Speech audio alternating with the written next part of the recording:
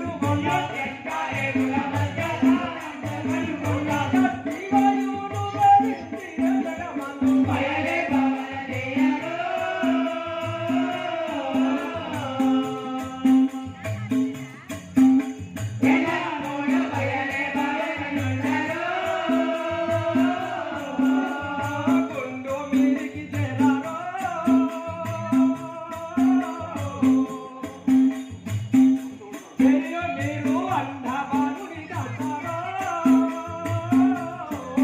అయ్యో గుండు మీదికి చేరారు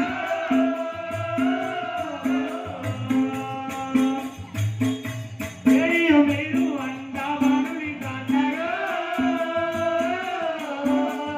నిండు పొన్నవాడు పండు వెంగళ భయ్య నిండు కొన్ననాడు పండు వెన్నెల పైన బయలే భావన చేయరు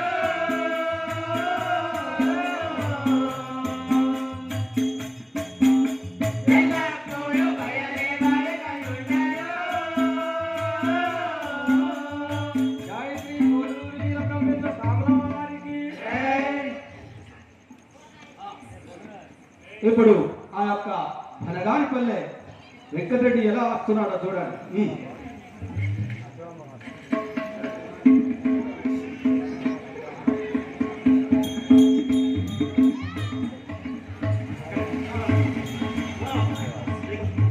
జయ బోలో శ్రీ కోడూరు వీరబ్రహ్మేంద్ర సామలవారికి రేటినే వినాలా ఇవ్వలే ఇల్లంతా ఎంత ఉన్నాయనా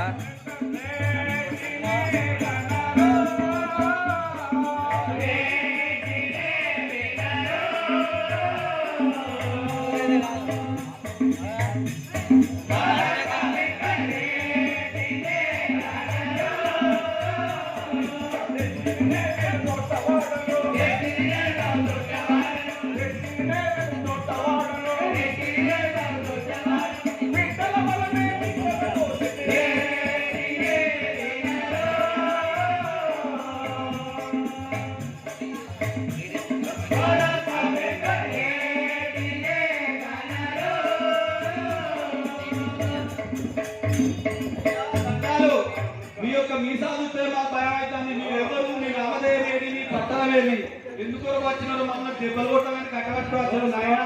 నా నామధేయము బనగాని వెంకటరెడ్డి అందరు వెంకటరెడ్డి నాది బనగానిపల్లి. మా భార్య పేరు అచ్చమాంబ. నాకు ఒక కుమారుడు కలడు. అతని పేరు బ్రహ్మానందరెడ్డి. అతను పుట్టుకతో అంధుడు. అయ్యో పాపం, ఎంత పుణ్యం చేస్తున్నాడు. అదే సరే, మీరు ఎక్కడ వెళ్తున్నారు? గ్రామంలోకి బనగానిపల్లి అదే, అదే, అదే. రాధా కృష్ణ హరి నమ కృష్ణ